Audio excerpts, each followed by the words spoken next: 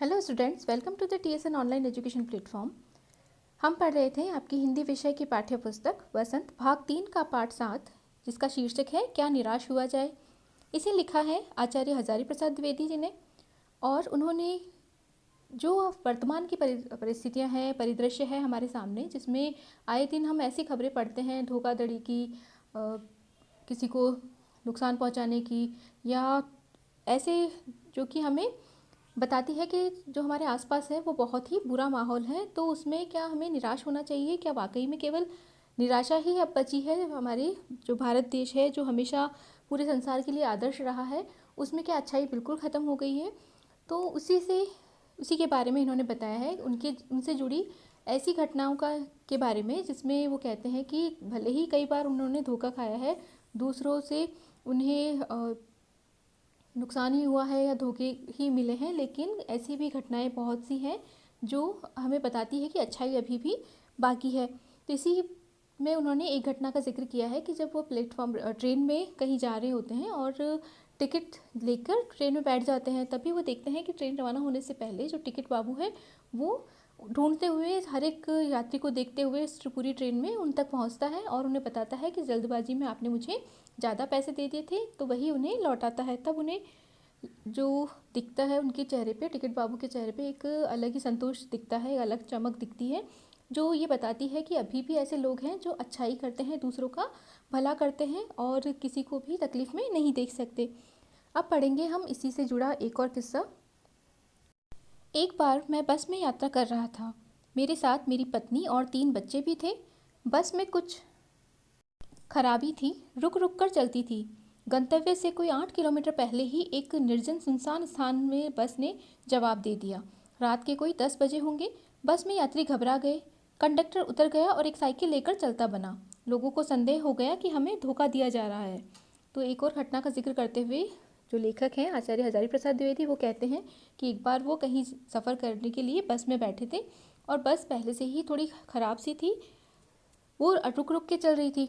तो गंतव्य यानी जहाँ उन्हें पहुँचना था, जहाँ जाना था, वहाँ उस जगह से कुछ 8 किलोमीटर पहले ही निर्जन यानी कि एक ऐसी जगह जहाँ पर कोई घर नहीं था, कोई भी बस्ती नहीं थी, बिल्कुल सुनसान बिना जन के स्थान पर रुक गई। बस ने जवाब दे दिया, यानी कि बस खराब हो गई। उस समय रात के 10 बजे होंगे और अंधेरा भी काफ़ी हो गया था, रात भी हो गई थी और आसपास कोई था भी नहीं, बस्ती भी नहीं थी लोगों की। तो जो बस में बैठे थे वो लोग बहुत ही घबरा गए और उसी समय जो बस का कंडक्टर था वो साइकिल लेकर कहीं चला गया, चलता बना, यानी कि कहीं पर चला गया। तो लोगों को ये संदेह हुआ कि ज़रूर कुछ गड़बड़ होने वाला है, कुछ धोखा होने वाला है हमारे साथ। इसीलिए जो कंडक्टर है वो भी बिना बताए चला गया और बस भी ऐसी जगह लाकर इन्होंने रोक दी है। बस में बैठे लोगों ने तरह तरह की बातें शुरू कर दी। किसी ने कहा यहाँ डकैती होती है। 2 दिन पहले इसी तरह एक बस को लूटा गया था। परिवार सहित अकेला मैं ही था। बच्चे पानी पानी चिल्ला रहे थे। पानी का कहीं ठिकाना न था। ऊपर से आदमियों का डर समा गया था। तो जो लेखक हैं उनकी स्थिति कैसी थी इस बारे में वो बता रहे हैं, और जो बस में लोग थे उनके बारे में भी वे बता रहे हैं कि जितने भी यात्री थे वो सब तरह तरह की बातें करने लगे। क्योंकि ये होता है जब हमारे साथ कोई बुरी घटना होती है तो और भी ज़्यादा बुरे विचार मन में आते रहते हैं, या जो हमारे से जुड़े हुए लोग हैं, जो हमारे आसपास हैं, वो भी इसी तरह की उदाहरण देते हैं, जिससे और भी ज़्यादा डर बैठ जाता है मन में। तो इसीलिए लेखक बता रहे थे कि जो बस में लोग थे वो तरह तरह की बातें उन्होंने शुरू कर दी। किसी ने कहा कि यहाँ पर डकैती होती है, यानी कि इसी तरह से लूटा जाता है, गाड़ियों को रोककर और उन्हें लूटा जाता है, और 2 दिन पहले ही इसी तरह एक बस को लूटा गया था। तो जो लेखक थे केवल उस बस में अकेले थे, जो अपने परिवार के सहित थे, बच्चे और पत्नी भी थे, बाकी सब अकेले ही थे। तो इसीलिए वो और भी ज़्यादा डर गए, और साथ में उनका जो परिवार था, उनके जो बच्चे थे, वो प्यास की वजह से पानी के लिए तरस रहे थे, पानी पानी की जिद कर रहे थे, पानी पीना चाह रहे थे। लेकिन पानी आसपास कोई ठिकाना नहीं था, क्योंकि लोग ही नहीं थे आसपास और ना कोई नदी वगैरह उस तरफ थी। तो इसलिए न तो पानी का कोई नामो निशान था, कोई ठिकाना नहीं था, साथ ही बस अलग ख़राब हो गई और ऊपर से लोग जो बात कर रहे थे उससे वो बहुत डर गए थे। तो इसीलिए वो कहते हैं कि आदमियों के ऊपर से आदमियों का डर समा गया था, कि इस तरह की जो बातें कर रहे थे उसकी वजह से वो बहुत ज़्यादा डर गए थे। कुछ नौजवानों ने ड्राइवर को पकड़कर मारने पीटने का हिसाब बनाया। ड्राइवर के चेहरे पर हवाइयाँ उड़ने लगी। लोगों ने उसे पकड़ लिया। वह बड़े कातर ढंग से मेरी ओर देखने लगा और बोला, हम लोग बस का कोई उपाय कर रहे हैं, बचाइए, ये लोग मारेंगे। डर तो मेरे मन में भी था, पर उसकी कातर मुद्रा देखकर मैंने यात्रियों को समझाया कि मारना ठीक नहीं, परंतु यात्री इतने घबरा गए कि मेरी बात सुनने को तैयार नहीं हुए। कहने लगे, इसकी बातों में मत आइए, धोखा दे रहा है, कंडक्टर को पहले ही डाकुओं के यहाँ भेज दिया है। तो जो स्थिति थी उस समय उनकी, उसके बारे में बताते हुए कहते हैं कि जो बस में कुछ नौजवान भी थे, नई उम्र के लोग भी थे, उन्होंने प्लान बनाया कि ये जो ड्राइवर है इसी ने ही सारा घोटाला किया, उसी ने हमें लूटने के लिए, डाकुओं से लूटने के लिए इन लोगों ने कंडक्टर के साथ में मिली भगत है इनकी, इसीलिए कंडक्टर चला गया है और बस यही बचा है, अगर इसको मारेंगे तो ये हमें हो सकता है हमें बस रवाना कर दे और हम बच जाएं। इसीलिए उन्होंने हिसाब बनाया, यानी कि ड्राइवर को मारने का प्लान बनाया, योजना बनाई। लेकिन जब ड्राइवर को पता चला तो उसके चेहरे पर हवाइयाँ उड़ने लगी, यानी कि वो बहुत ज़्यादा डर गया और डर उसके चेहरे पर दिखने लगा, इतना ज़्यादा वो घबरा गया था। लोगों ने उसे पकड़ लिया और वो बड़े कातर ढंग से मेरी ओर देखने लगा।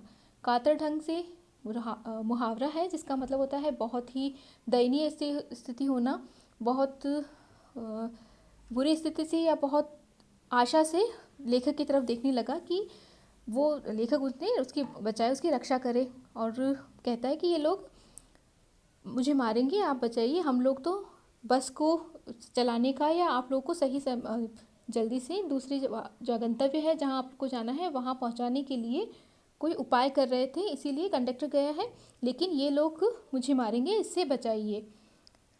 लेखक कहते हैं कि डर तो मुझे भी लग रहा था कि हो सकता है जो लोग कह रहे हैं वही सच हो और जो कंडक्टर है वो डाकुओं को ही बुलाने गया हो, लेकिन फिर भी जो ड्राइवर था उसकी हालत देखकर, उसकी जो दयनीय स्थिति थी उसे देखकर उसने उस पर बहुत रहम आ रहा था, तरस आ रहा था कि, और उन्होंने कोशिश की कि जो यात्री हैं उनकी मार से ड्राइवर को बचाया जाए। तो इसलिए वो समझाते भी हैं उन्हें, लेकिन जो यात्री थे वो सब भी बहुत ज़्यादा डरे हुए थे कि हो सकता है इसी तरह हमें लूटने का प्लान हो इनका, इसीलिए अगर हम इसको नहीं मारेंगे तो हो सकता है हमारे साथ बुरा हो जाए। इसीलिए वो कह रहे थे कि इसकी बातों में मत आइए, ये हमें धोखा दे रहा है, कंडक्टर को पहले ही इसने यहाँ से डाकुओं के पास संदेश करने के लिए भेज दिया। मैं भी बहुत भयभीत था, पर ड्राइवर को किसी तरह मारपीट से बचाया। 1.5-2 घंटे बीत गए। मेरे बच्चे भोजन और पानी के लिए व्याकुल थे। मेरी और पत्नी की हालत बुरी थी। लोगों ने ड्राइवर को मारा तो नहीं, पर उसे बस से उतारकर एक जगह घेर कर रखा। कोई भी दुर्घटना होती तो पहले ड्राइवर को समाप्त कर देना उन्हें उचित जान पड़ा। मेरे गिड़गिड़ाने का कोई विशेष असर नहीं पड़ा।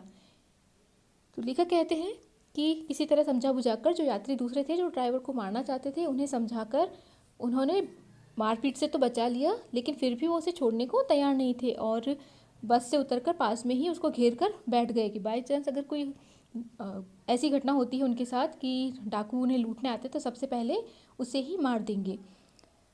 साथ ही क्योंकि 1.5-2 घंटे रात का 10 बजे के बाद में 11 साढ़े 11 का समय हो गया था और तब तक जो बच्चे थे उनके परिवार था उनका, वो भी भूख से और पानी की प्यास की वजह से बहुत ज़्यादा परेशान हो गए थे और डर भी लग रहा था सबको। ऐसी स्थिति में ये जो समय निकला उनका बहुत ही मुश्किल से बीत रहा था। इसी समय क्या देखता हूँ कि एक खाली बस चली आ रही है और उस पर हमारा बस कंडक्टर भी बैठा हुआ है।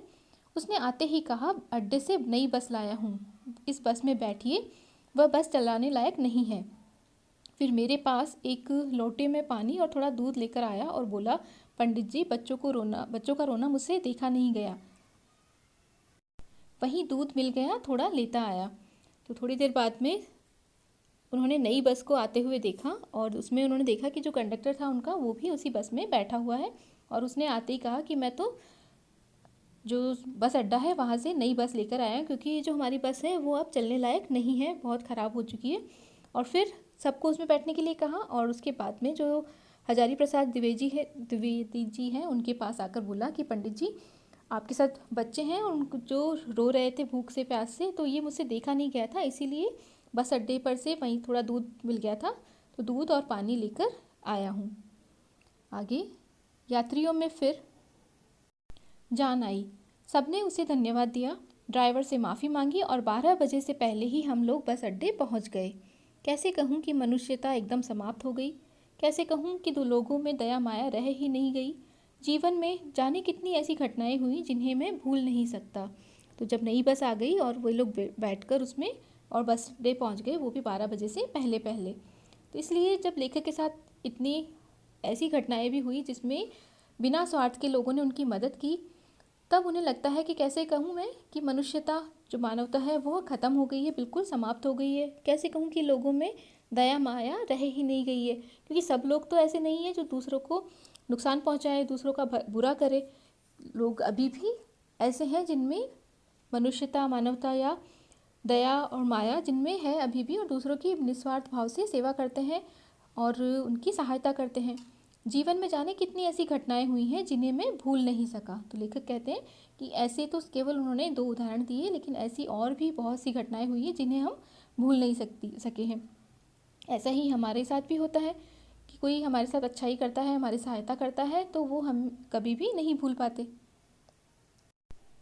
ठगा भी गया हूँ, धोखा भी खाया है, परंतु बहुत कम स्थलों पर विश्वासघात नाम की चीज़ मिलती है। केवल उन्हीं बातों का हिसाब रखो जिनमें धोखा खाया है, तो जीवन कष्टकर हो जाएगा। परंतु ऐसी घटनाएं भी बहुत कम नहीं हैं जब लोगों ने अकारण सहायता की है, निराश मन को ढांढस दिया है और हिम्मत बंधाई है। कविवर रविंद्रनाथ ठाकुर ने अपने प्रार्थना गीत में भगवान से प्रार्थना की कि संसार में केवल नुकसान ही उठाना पड़े, धोखा ही खाना पड़े, तो ऐसे अवसरों पर भी हे प्रभु मुझे ऐसी शक्ति दो कि मैं तुम्हारे ऊपर संदेह ना करूं। लेखक आगे कहते हैं कि ऐसे बहुत से हमारे साथ किस्से होते हैं, घटनाएं होती हैं जब हमें लोग ठग लेते हैं, धोखा देते हैं, लेकिन विश्वासघात यानी भरोसा तोड़ना जैसी चीज़ उन्हें बहुत कम मिली। केवल उन्हीं बातों का हिसाब, अगर हम अपने जीवन में केवल वही बातें याद रखें जिसमें हमारे साथ बुरा हुआ, किसी ने हमें धोखा दिया, किसी ने हमारा नुकसान किया, तो हमारा जो जीवन है बहुत ही कष्टकर हो जाएगा, बहुत मुश्किल हो जाएगा। परंतु ऐसी भी बहुत सी घटनाएं हमारे जीवन में होती हैं जिसमें लोग अकारण यानी बिना कारण के सहायता करते हैं, और जब हम निराश होते हैं तो हमें हिम्मत बंधाते हैं, हमें इतनी हिम्मत देते हैं कि हम अच्छे के बारे में, अच्छाई के बारे में सोचें और निराशा से दूर रहें। इसी प्रकार वो कहते हैं कि जो रविंद्रनाथ ठाकुर हैं, जिन्हें कविवर कहा जाता है, उन्होंने अपने प्रार्थना गीत में भगवान से प्रार्थना की कि अगर संसार में हमेशा हमें नुकसान ही उठाना पड़े, धोखा ही खाना पड़े, तो भी हमें हमारे ऊपर या हमें इतनी हिम्मत देना कि हम जो ईश्वर हैं उनके ऊपर कभी संदेह ना करें, उन पर हमेशा विश्वास रखें कि कुछ ना कुछ उसमें भी हमारी भलाई होगी, ऐसा हम विश्वास रखें और ईश्वर पर यह भरोसा रखें कि वो हमारा कभी भी बुरा नहीं होने देंगे। मनुष्य की बनाई विधियां गलत नतीजे तक पहुंच रही हैं, तो इन्हें बदलना होगा। वस्तुतः आए दिन इन्हें बदला ही जा रहा है, लेकिन अब भी आशा की ज्योति बुझी नहीं है। महान भारतवर्ष को पाने की संभावना बनी हुई है, बनी रहेगी। मेरे मन निराश होने की ज़रूरत नहीं है। तो हम जो नए कानून विधियां बनाते हैं, समय समय पर उन्हें बदलाव भी करते रहते हैं। इसी तरह से पहले के ज़माने में या पहले के समय में जो होता था, अभी वर्तमान में वो चीज़ें बहुत हद तक नहीं होती। वैसा जो धारणाएं थी या जो हमारे रूढ़ियाँ थी या रीति रिवाज थे, उनमें भी बहुत बदलाव आ गया है। तो इसी तरह अगर हम कुछ गलत रीति को अपनाते हैं तो उन्हें बदलने की ज़रूरत होती है। अगर हम देखते हैं कि हम कुछ गलत कर रहे हैं जिससे किसी का नुकसान होता है, तो हमें उसे बदलना पड़ता है, उसे मतलब बदलना चाहिए उसे। तो मनुष्य की जो बनाई हुई विधियाँ हैं, जो तरीके हैं, अगर उन्हें लगता है कि वो गलत नतीजे पर पहुंच रही है, गलत रिजल्ट उससे मिल रहा है, तो उन्हें बदलने की आवश्यकता होती है और उन्हें बदलना भी चाहिए, और ऐसा ही बदला भी जा रहा है। लेकिन अब भी मन में ज्योति नहीं बुझी, यानी कि जो अच्छाई के प्रति आस्था है, विश्वास है, वो अभी भी ख़त्म नहीं हुआ है। क्योंकि हमारा जो भारतवर्ष है, महान भारतवर्ष, वो अभी भी जीवित है और उसे हम पा लेंगे। यानी सभी में जो भारतवर्ष के प्रति जो भावनाएं हैं, हमारे देश के प्रति, देशवासियों के प्रति जो विश्वास है, जो सबका भला करने की हमारी मूल मंत्र है, हमारा वसुधैव कुटुंबकम की भावना हमारी है, वो अभी भी जीवित है और उसे हम पा लेंगे या उस भावना को हमेशा बना कर रखेंगे, ऐसा लेखक का विश्वास है। इसीलिए वो कहते हैं अपने मन से कि मेरे मन निराश होने की ज़रूरत नहीं है। भले ही हमारे आसपास बहुत बुरा हो रहा है, लेकिन फिर भी अच्छाई कहीं ना कहीं बाकी है और एक दिन ये अच्छाई सब तरफ फैलेगी। इसलिए अभी निराश होने की आवश्यकता नहीं है। तो ये था हमारा पाठ, क्या निराश हुआ जाए।